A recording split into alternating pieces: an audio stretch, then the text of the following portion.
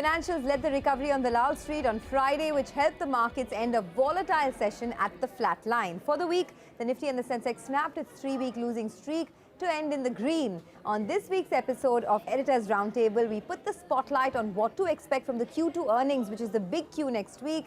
We'll tell you why theme-based funds are back in vogue, and we'll take stock of how outflows from emerging markets are slowing down. I'm Sonia Shanoy, and with me I have Anuj, Prashant, Nimesh, all the editors here on the roundtable. Folks, it's been an interesting week, ups and downs, and a lot of big Qs starting from next week given the Q2 earnings. So lots to reckon with. Yeah, lots to reckon with, and rains in October, so it's crazy sort of weather and crazy market. Yeah. Sonia, this is not the market in which you can take a unidirectional call, because if you do that, the market's just going to make a mincemeat of you. And I think just respect the screen, keep changing your positions, keep changing your stance. And this is the kind of a market in which you take quick singles instead of trying to hit big sixes and trying to hit them all the out of the park. Just take quick singles here or there, and the full toss will come. Then try to despise that for six. That's what I would say. He's talking about full toss, but he's actually hit a full toss, joining as a managing editor of Avas. So which is actually forget markets, forget stock moves, whatever. I think the biggest news for this week, to me personally, was he's joining as a managing editor of Avas, which is a big thing for the entire team who's been with him for last 20 years. I'm still waiting for the party. I'm still waiting for the party. इसीलिए हम इस तो अगला आधा घंटा हिंदी में बात करेंगे. अच्छा. सिर्फ पार्टी मिलने के बाद. Anuj, it's up to you. Absolutely privileged, Prashant, Sonia, and Nimesh, and of course I'm still part of this team. Of course. That just goes to show how much life changes, right? Yeah. Last week when we were sitting on Editors Roundtable, it was a different situation. Same with the markets, right? I mean, things change on a dime. Absolutely. Actually, this week, I mean, to come back to the markets, we missed the single best day, right? Yeah. Wednesday was a market holiday. Tuesday, US market was up, what, 3.5%. But still for the week, Prashant, S&P is up 6%, India is up almost 3.5%, 4%. Yeah. So we've recovered from the lows, for what we saw. I mean, last week, same time, everything was like looking so bad. We were like, oh, S&P is hitting a new low. It's going to go below 52-week low and all. And everybody was a little scared, right? As I said, there was a lot of fear in the market as well last week when you spoke about it. Yeah. So much of fear in the market. So I think that's changed now. I think the big question for me, and I'm sure for every investor, is whether the worst of the bear phase now is behind us. And is this market, getting into Diwali mood? Is the uptrend going to resume itself in a big way? Anuj, what do you feel? Sonia, this week saw the return of algo trade. For me, the big highlight was what was happening with crude and dollar rupee, because I think that was important. Currency and crude at play. In fact, the dollar rupee breached 82 half, and this happened without the dollar index actually going back to previous peak. Because earlier what was happening was that while dollar was getting stronger and that's why rupee was falling, but at least rupee was outperforming against other currencies. This week that sort of changed. Now, is that an early indicator? Because sometimes money market is ahead of equity markets. Actually, every time the money market is ahead of equity market. So, is that the case? Look at what happened sectorally. Despite the comeback, the Nifty Bank this week was up only 0.6%, or actually by the end, because of the recovery, almost 1%. But the Nifty IT was up over 3%. And this, I think, my sense is again the tactical trade which is playing out just ahead of the earnings season, where some money moves to IT because of this currency factor. So I think that's something which played out. The other street sign which I picked up this week was that the broader market outperformed. The mid cap and small cap indices ended well over 2% this week. And early days yet, only 4 days in this month so far. But the market breadth that we have this time round is the strongest that we've seen. 1.6 is to 1 on average. In the month of September, it was 1. And post-COVID, we haven't had this healthy market breadth. So I think that's something that I'll keep an eye on. The one sort of negative sign is if you are tracking valuation. Because if you look at the sectors, most of the big sectors are now trading above median valuations. In fact, banking is the only sector which is now trading below its averages. I have the numbers with me, and this is courtesy CLSA. If you look at the premiums, the banks are actually trading at 7.5% discount over a 5-year period and 9% discount over the 10-year average. Look at others. IT, the premium is down to 3% over a 5-year period, and that's why a lot of people believe maybe IT has bottomed out. But over a 10-year period, still trading at 16% premium. FMCG, 13% and 16% premium. Autos are trading at 26% premium now compared to their 10-year averages. So, my sense is that that perhaps could be one factor which could play out. A lot of outperformance of Indian market and resilience has meant that the market has become extremely expensive if you look at the overall combined market individual sectors. But Nimesh, what did you pick up from the dealing room? So, Anuj, this was not a week of big FI buying or a large institutional support. It was more of a tactical pullback. And that's exactly what CLS had put out last week, right? That the S&P was at a level where from which in the previous instances, the S&P has rallied 17-18% purely on short covering rallies and pullback rallies. That played out to some extent in S&P this week, was up 6%, and that helps the Indian market as well. So even we are up some 4%, but there was no large participation from the larger institutions, both FIs and TIs. Even the retail investor seems to be pretty much on the sidelines. There is a bit of fear as well as to how much we can go down from here, and hence not much of participation coming in. I guess technically we are pretty close to the first resistance of 17,400. That's taken out maybe 17,600, 17,800, 17,700 is what our dealers are talking about. Could be the next level to watch. But I guess for India markets, my sense is the focus will shift from the macros to the micros as we head into the earnings season. We will see all the large technology names putting out the numbers next week, and that's going to set the tone for the earnings season and for the individual companies as well. So that's something to watch out for. I guess the big joker in the pack from here would be the crude. Even Prashant has been pointing out off late that the crude is bouncing back from the lows, and that could really hurt the India macros. That's going to be a big worry point, so to speak, for the Indian markets, at least in the near term. So that's something to watch out for. But broadly, as I said, it was more of a tactical pullback, a technical pullback, so to speak, both in S&P as in for the Indian markets. Just to pick up on that point, Nimesh, I presented this EPFR data earlier as well, about 2 or 3 weeks back. So this is data, this is weekly data which EPFR puts out, and the numbers are actually pretty interesting. So they track data for all kinds of funds. We're obviously interested only in emerging market funds. That's the fund group through which we get most of our foreign portfolio investments. 94% of it comes through EM funds as a category. So what did we see for the week ended October 5th? Outflows again, but far lesser outflows. $1 billion went out of EM funds in the latest week. The prior week, that number was 2.3 billion in terms of outflows. So EM funds have lost money for 8 weeks in a row. This is the longest stretch that we've seen outflows in one go since the onset of pandemic, which was, from the April-March 2020 time. 8 weeks outflows from EM funds, but the outflows are now slowing down. It's not a trickle. $1 billion is still a large number, but it is down quite a bit. Now, where are the outflows coming from? This is in terms of active versus ETFs. A couple of weeks back, ETFs were losing money. That is not the case now. ETFs are actually getting money. So for the latest week, ETFs took in $671 million. Active funds lost about $1.7 billion or so. In terms of, what kind of funds, so there are two categories. There are global emerging market funds, and then there are regional funds, which is, an India fund or a Korea fund.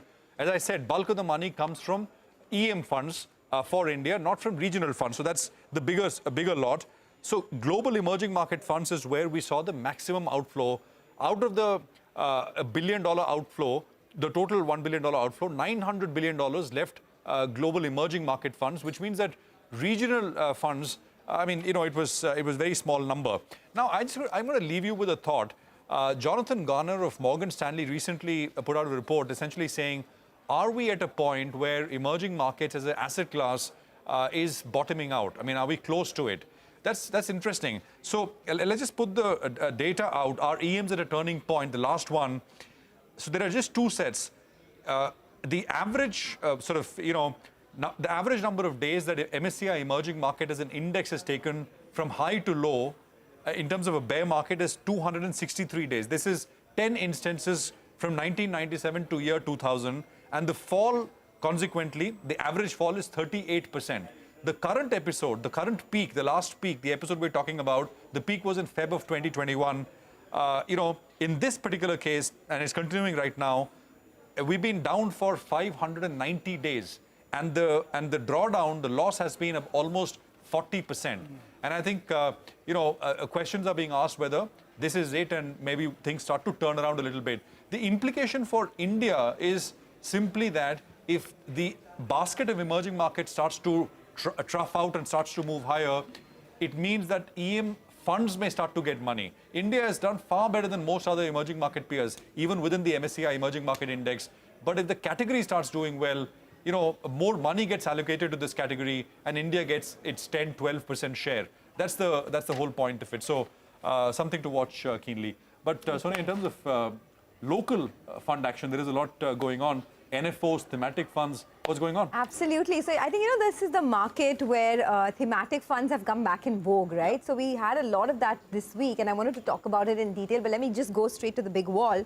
Now, in the last fortnight, a lot of fund houses have launched theme-based funds. So we're going to just put a little bit of focus on that. We start off with Kotak that launched a business cycle fund where they will dynamically rotate portfolios within different sectors.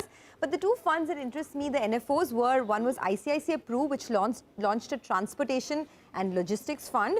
And IDFC as well launched the same fund, a transportation and logistic fund, where they're talking about autos, auto components, logistics, and rapid urbanization, which is accelerating growth in the transportation industry. All right, so let's focus on this theme itself, the transportation and logistics theme, and we've already seen big moves come in individual stocks here. Now, here's the story, right? India's per capita income is definitely on the rise. There is a room for rise in discretionary spends as well. There is premiumization that everyone is talking about. And the average salary has gone up by 23.5% in 2022 after lying flat for the last many weeks and months. Now, just look at this graph. Right, for the last about 10 years or so, we've seen the rise in average salary anywhere between about 6% all the way to 12.5%. In 2022, India Inc.'s average salary rose 23.5%. Maybe not yours and mine, but definitely on an average, right, the salary has gone up. Now, this is, of course, we're talking about individuals, but if you look at the per capita GDP, right, it was in FY22 about, it's expected to rise from about $663 billion in FY05 all the way to 4,891. So that is what we're looking at in terms of the per capita GDP. And if you look at the auto penetration, right, that's the big theme that everyone's talking about. Now, the number of cars per 1,000 persons, and this is, of course, not an apples-to-apples comparison because it's very different for developed countries, but India has only 24 cars per 1,000 people compared to any developed market that you look at, whether it's China, USA, UK, all are much higher than about 100. So this just goes to show that there could perhaps be, some more growth opportunities here. Number of two-wheelers as well. This is, of course, not cars, but this is number of two-wheelers. That as well is, there's a big penetration story over there. Now we'll go to the logistics market. There's a structural story there emerging in the logistics market. India's logistics market currently is at $216 billion, and only 3.5% of this is for organized players. So the story here is that there will be a big move from the unorganized to the organized market, and hence the logistic market will grow in size. In FY20, the size of the logistic market is $216 billion. It's expected to grow all the way to $365 billion by FY26. At the cusp of a turnaround is the auto sector. So, of course, there are plenty of stocks that you'd look at over here, whether it's M&M, whether it's Tata Motors. But, just if you drill it down, there's the auto ancillary space, there's the whole logistics theme, and that's why there are many NFOs that we're seeing in this space. Back to you guys. All right, Sonia, thank you very much for that. It's very interesting. Lots of niche funds coming up, lots of activity, lots of interest there. What we'll do is, guys, we'll take a quick break here. We'll come back. Nimish is going to go onto the wall and present some data in terms of what we should expect from Q2 earnings season. And then we'll have Ashwini Agarwal also join us from Demeter Advisors on the other side for some market conversation. Stay with us.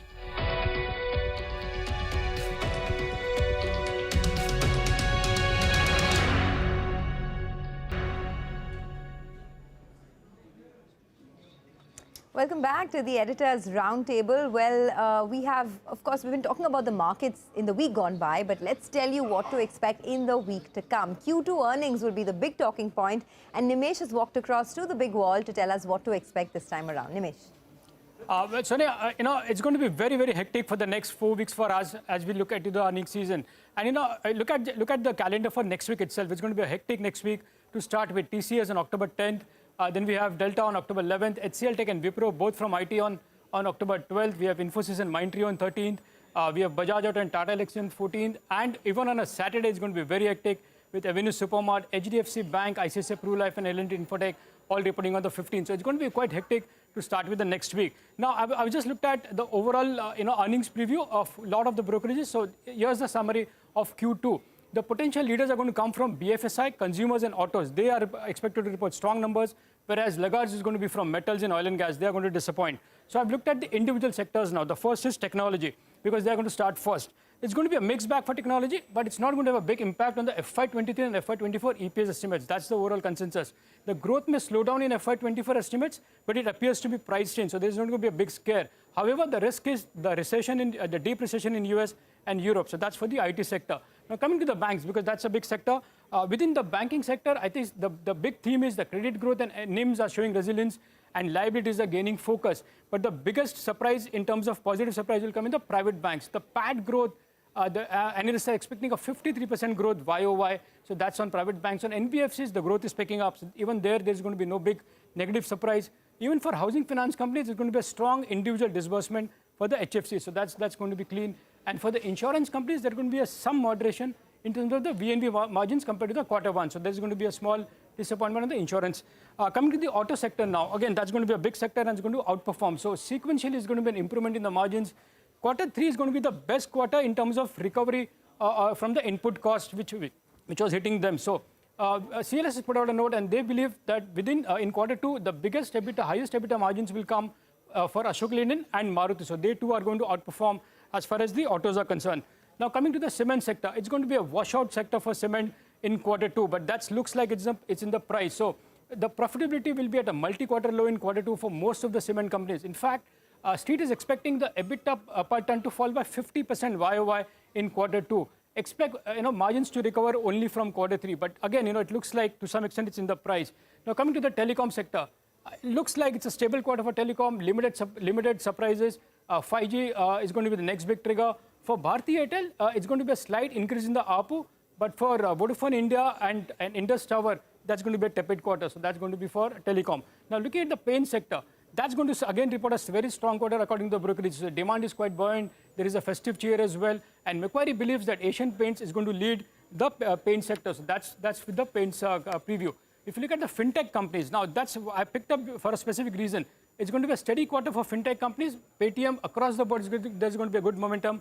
For PB Fintech, again, sustained growth. But for all these companies, the lock-in opens in November, and that's going to be a big overhang for all these stocks. So fintech largely on the lock-in overhang will be key to watch out. So as I said, it's going to be a mixed quarter for Q2. No big surprises, but I guess individual sectors will be very important as far as reactions are concerned.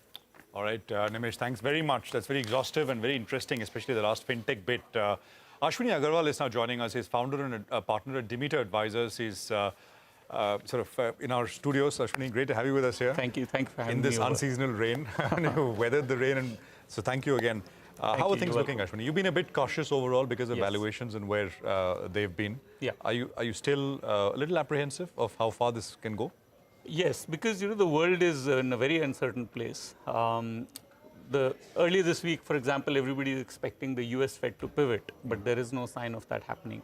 I think the risks have increased with oil prices going up. So the world is in a very, very uncertain place.